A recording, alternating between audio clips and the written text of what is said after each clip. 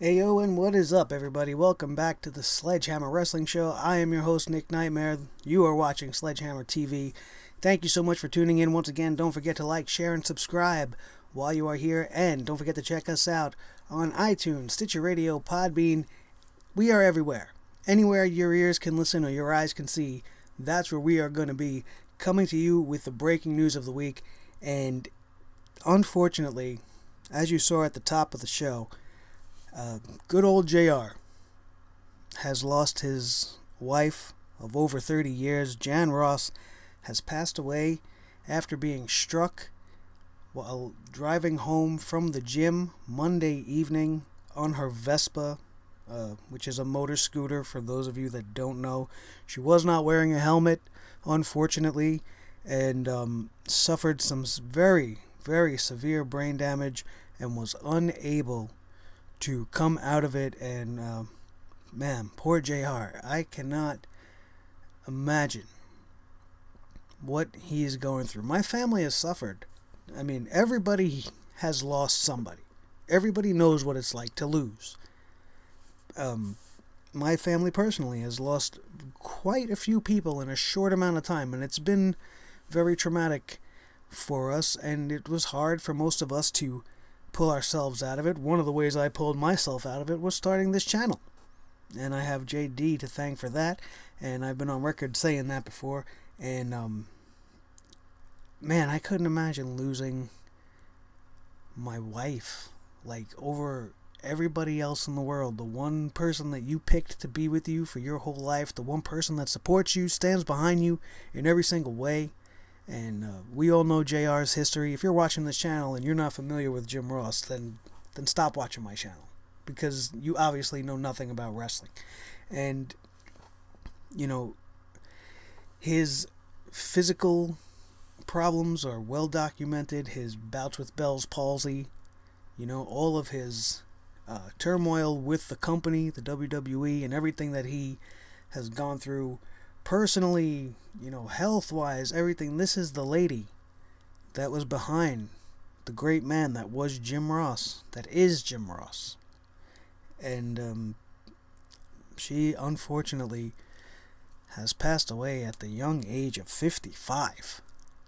Man, I hate these stories. I hate them.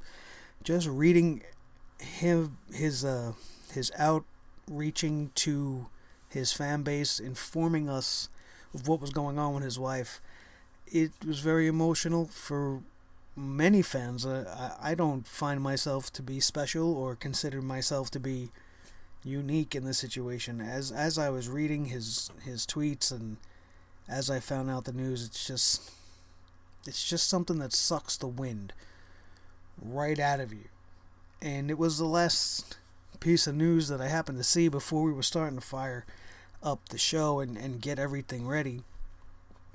And man, I mean, what else can you say?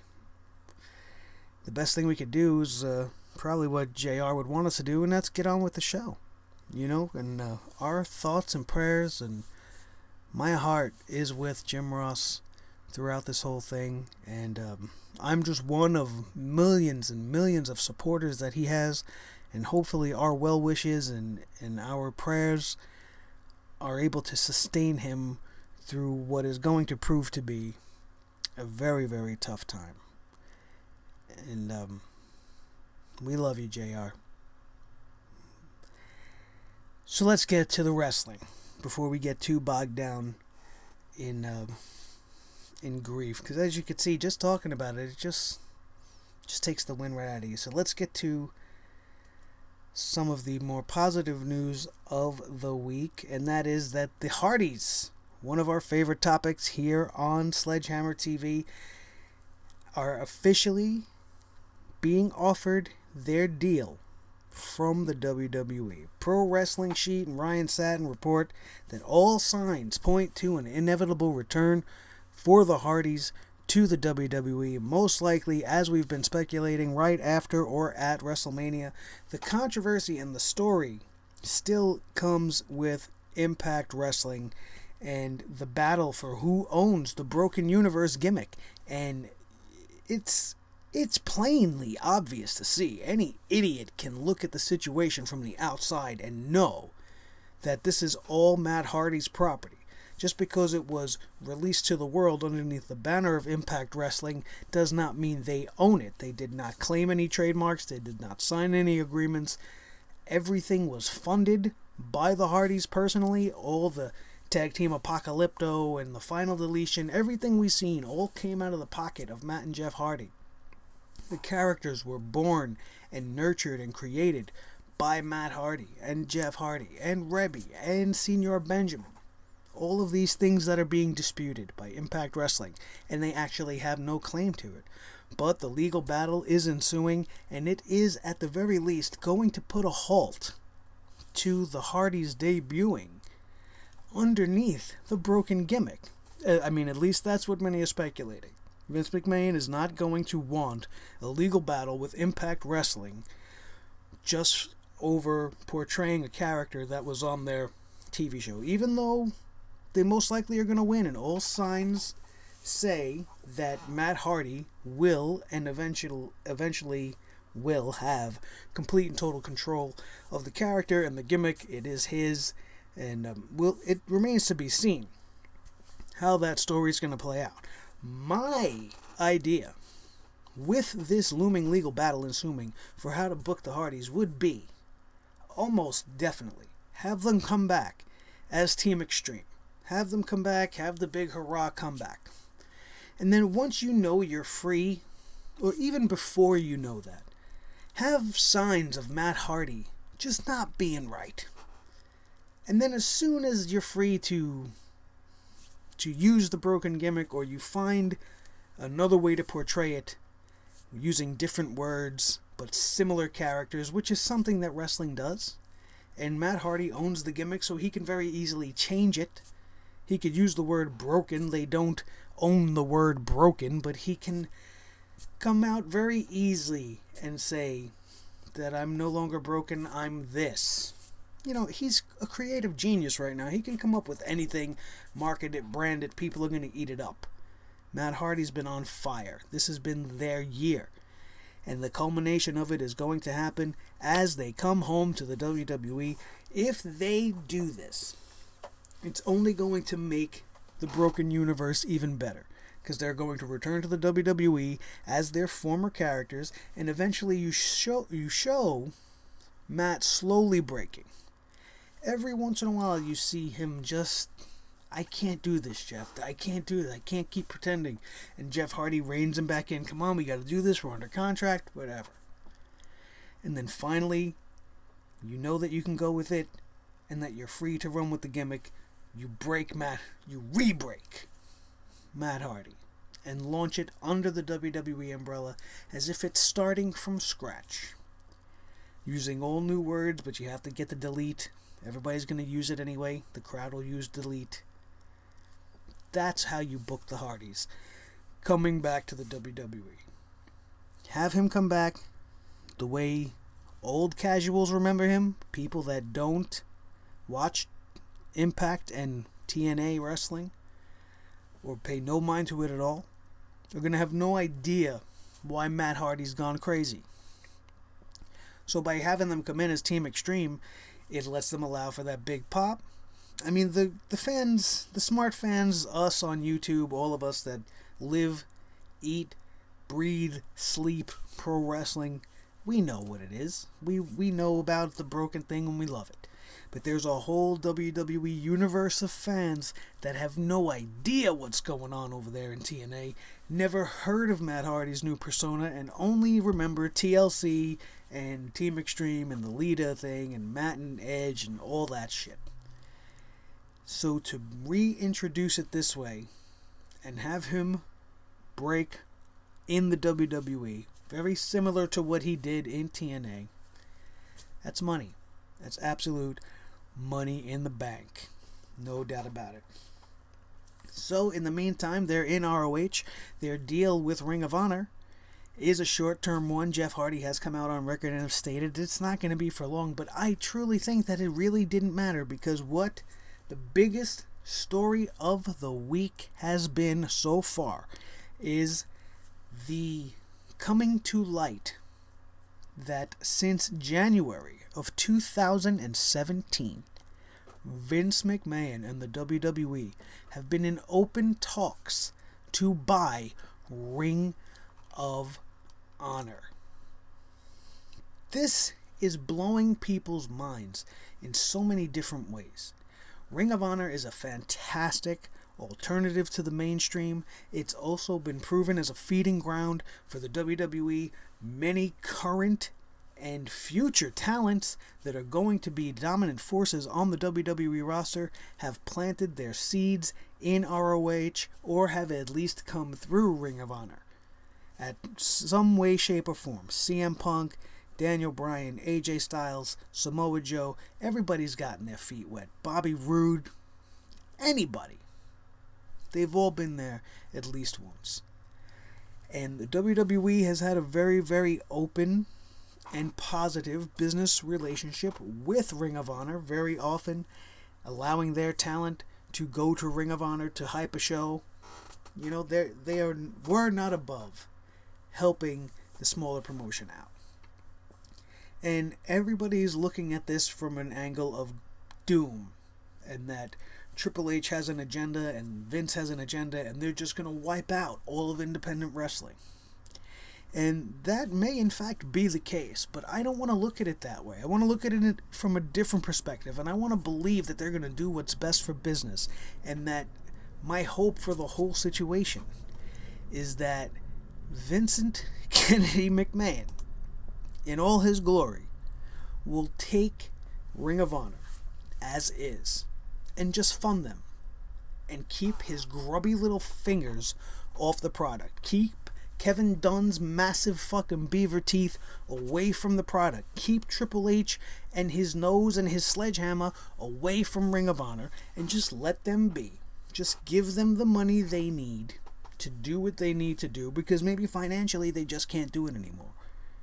The fact that Sinclair Broadcasting, the parent company of Ring of Honor on television, would even be open to talking to the WWE would insinuate that they are in some sort of financial peril. Or, at the very least, that they don't want to do wrestling anymore. If that's the case, this whole thing is different. But if they actively just don't have the funds to keep the company afloat, and the WWE and Vince come in and just let them do Ring of Honor and air it on the network and actively give Triple H and NXT a competitive show, and now you have two feeder leagues without oversaturating NXT by just cherry picking and taking what they want and rating the talent of ROH and then letting it be no more and putting the library on the network. If that's the ultimate plan, then this plan sucks. If the plan is to allow Ring of Honor to be an alternative and have it airing on your network that you're trying to make the network for wrestling, you want new viewers, you want people to subscribe, air Ring of Honor. The same way people were ready to jump on board when you were teasing that possible buy-in of TNA. When you were this close to buying TNA Impact Wrestling, mostly for the library, which consists of your main talent roster right now, and their beginnings, they were going to air TNA on the network. And people automatically were like, yes, you're going to put independent wrestling promotions on the network? You're going to raise the price by $2 or $3? Yes. I've not been able to catch Ring of Honor on a regular basis ever, which is why I'm not an overly hyped fanboy of Ring of Honor, which is why I'm not getting overly upset about the whole situation. And I know some jerk-off is going to leave a comment in the bottom saying, oh, you don't watch Ring of Honor, you're not credible. And I say that's bullshit, because before there was a Ring of Honor, I was watching pro wrestling. The people that run Ring of Honor probably weren't watching wrestling when I was. And the only reason I don't watch it is because I don't have access to it, nor do I have the time to search and expend energy looking and searching for a show on the internet. Which is why I didn't watch Lucha Underground. That's why we don't do Lucha Underground reviews on this channel. As much as I enjoy the product, now that it's on Netflix, I've been thinking about it. But my stuff will be old because they don't have the current season. It's only the seasons 1 and 2. Season 3 is right now on its way back from its mid-season break. I do not get the L-Rate network. We're not going to be covering it. I talk about it here and there when it needs to be talked about, and if there's something that everybody's talking about, I'm going to go look at it, and I'll make the effort to go find it. But between having the channel, putting together shows, going to work, spending time with my family, I don't got time to add another company to my roster. I just don't. New Japan is currently on my TV list. There's about 9 of them there. I'm never going to get through them all. I'm going to pick through, see what I want to see, and that's it. Does that make me different from you? No. I just don't have enough time. There's not enough time in a day. There really just isn't. And at the bottom line, Ring of Honor coming into the fold of the WWE, no matter how they ended up, is historic. Now, let's not count our chickens, because deals can fall through at the last minute, at the 11th hour, however you want to put it, whatever little fucking term you want to add. Things can fall apart at the last minute. Somebody can get cold feet. Somebody might put a stop to it. We've seen it happen multiple times at the end of WCW's life. How many times Bischoff tried and failed to own that company before Vince finally was able to scoop it up. It's not what I think everybody thinks it's going to be. I truly believe that it would be in their best interest to just fund the show, let whoever's running it keep running it, because they've been successful. Their story writing and their talent is bar none, because that's where we get our talent from. So obviously they're doing something right. The fact that they'd even want to partner with them at all speaks for itself. Ring of Honor is legit. Ring of Honor is something to worry about. But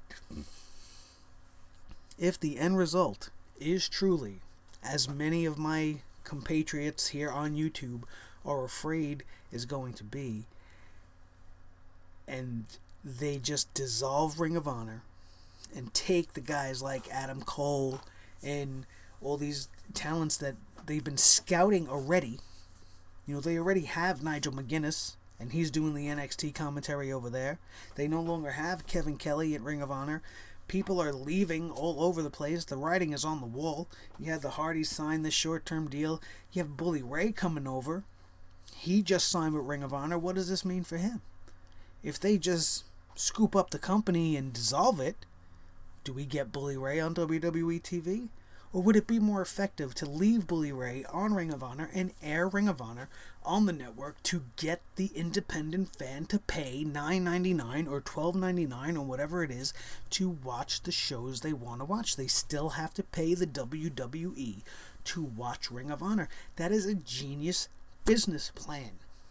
You have a brand, another brand to offer, something that's better than the Cruiserweight division. Something that is just a fraction above NXT, just a fraction above that level.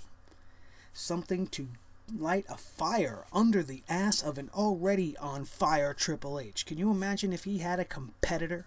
Something to the lines of WCW, WWE, you have ROH versus NXT. It writes itself. And I'm not talking about an invasion storyline. I'm talking about every week you're going to go to the network if you're working for the WWE and you're going to see which show did better. And then NXT's viewers are going to increase because Triple H is putting on a better show. And then the guys at Ring of Honor, they did a fantastic show and it did better than NXT and it's even doing better than Raw and SmackDown. And that might be what they're afraid of. But does the network ratings really count for more than your ad revenue and your ratings on Raw and SmackDown every Monday and Tuesday live on the USA Network? You can't compare the two. It's apples and oranges. But again, this is all coming from Ryan Satin of the Pro Wrestling Sheet, and things are happening, man. Things are in motion. Things can fall apart at any time. But as of right now, it definitely looks like the WWE are having positive negotiations with Ring of Honor Wrestling to buy out the company. What does this mean in the end? We'll just have to wait and find out. Finally, before we sign off, I want to talk a little bit more about Vinnie Mac and the fact that he was in a car accident just a few blocks away from WWE headquarters. I believe it was on his way to work. I'm going to blow this up here just to make it worth looking at, because Vince McMahon laughs in the face of death. The man is over 70 years old and was seen by TMZ just casually walking out of this accident scene. His Bentley didn't look too good from what the reports have said, but Vince McMahon just shook off this accident, walked himself to the office, and hopefully is going to rewrite WrestleMania 33. And in closing, a small apology to any of you guys that were waiting for Raw and SmackDown reviews this week, but the fact is, I'm fucking exhausted. This guy right here, he's exhausting me. Because for the third year in a row, I'm truly not excited for WrestleMania. I'm not looking forward to anything greatly. I have about as much expectations on WrestleMania 33 as I have for the presidency of Donald Trump. Absolute fucking zero expectations. I don't expect it to be good. I don't expect it to be bad. And that's probably a good thing on both counts. Not that I'm going to give the fucking Donald any kind of credit at all. But more often than not, when you have no expectations, you end up enjoying the ride. You know, so that's how I'm going into it. You know, I didn't want to see AJ Styles versus Shane McMahon. I don't want to see that match. I don't think AJ wants to be in that match. But it speaks volumes about what the WWE thinks about AJ Styles, putting him in the ring at the biggest show of the year against somebody who's just a stuntman. They know AJ Styles is going to deliver. They know Shane's going to give us something we ain't never going to forget. It's going to probably end up being the best match of the night. And I don't want to see it as of right now. That's the only thing really garnering my interest, is the one match I didn't want them to make. You know, we have the first WrestleMania appearance for Austin Aries, one of my all-time favorite guys on the indie scene, and that's great. But are they going to give the Cruiserweight title match the time it deserves? Remains to be seen. He's going against one of the best, he's going up against the best Cruiserweight in the entire division, which is Evil Neville. And that match has the potential to steal the show. Other than that, what do you want to see? Kevin Owens and Jericho? We already know what's happening there. Jericho's leaving. No interest in that match. Roman and The Undertaker? We're not even going to talk about it. Brock and Goldberg? No. Fail. Tag team title match? Triple threat? No. Women's fatal 4-way for Raw? No. The women's match on SmackDown is a little bit intriguing, only because of how open-ended it is, and we may have some surprise entrants, like maybe a returning Victoria. Some people are talking about Summer Rae jumping to SmackDown and being part of it. Some people have said Emma might shock people and be part of this whole, any available woman on the roster thing for WrestleMania, and finally have her re-debut at the biggest show of the year, and subsequently maybe end up on SmackDown. But I don't want to see any of that. I'd rather all three of these girls or any of these people that are returning go to Raw, because we need girls on Raw. As much as I like the idea of seeing matches like Emma versus Alexa, and maybe a Victoria versus Nikki Bella before she ends up retiring, it'd be some good stuff. But Raw's division needs the help. What else is WrestleMania going to be about? The New Day being the hosts? Could care less. Absolutely. I'm trying to think. On the SmackDown end, what did we get announced? Baron Corbin versus Dean Ambrose? That maybe would be... But do you see how every time I bring up a match, it's just like... They had the potential to put on one of the greatest cards of all time. You think this card you're giving us absolutely comes anywhere close to what New Japan put on for Wrestle Kingdom when we had Omega and Okada? That match is unbelievable. You have Shinsuke Nakamura and AJ Styles and Samoa Joe and Seth Rollins and Finn Balor all under the same umbrella. And you've got them all scattered in matches that don't fucking matter. I mean, they're giving us a decent build with AJ and Shane, but they literally just hit rinse and repeat last week and this week. We saw the same thing. And they let Shane pull off a big spot on SmackDown. We got 10 days till WrestleMania. He couldn't hold the elbow drop through the table till fucking WrestleMania. They couldn't let the fucking Usos win the titles at WrestleMania. What's the point of having the American Alpha lose the title 13 days before WrestleMania, 12 days before WrestleMania, whatever the fuck it was, just to what? To win it back? They need to stop. There's absolutely nothing else going on. The Andre the Giant Memorial Battle Royal was something that had potential, and after the first year was immediately turned to time-filling bullshit. Just to let these guys come out and perform on WrestleMania to get a payday. They'd be much better off keeping people off the card and crafting matches and stories that we want to see. The Undertaker versus Finn Balor. That's what we would have wanted to see. I would have much rather have even seen The Undertaker versus Cena, especially if he's coming to the end of his career. If The Undertaker was going to pass the torch to anybody, it would be to him, but Cena's going to the part-time schedule, so everything is all fucked up. And what does WWE want to do? They want to position Roman Reigns on SmackDown to take the number one good guy spot when John Cena leaves. Instead of elevating AJ Styles to that spot, they're going to take AJ and put him on Raw so Vince and company can fucking ruin him forever. So, there's really been nothing to talk about up until these last few days and the actual news that has been rolling in. So, that's why I didn't do a review. I'm just exhausted. Not excited. Not looking forward to WrestleMania too much. And that, as Diamond Dallas Page might say, it's not a bad thing. That's a good thing. And we're going to sign off on it. Thank you guys so much. I forgot to take Vince's head out of here. So hopefully you enjoyed that up there this whole time. I am Nick Nightmare. This is Blue the Snowball Microphone. You have been watching the Sledgehammer Wrestling Show's breaking news report right here on Let's try that again on Sledgehammer TV. It is really late tonight and I'm freaking tired. So we are going to sign off and go to bed. Thank you guys for watching the show. If you're still here, make sure you hit that like button.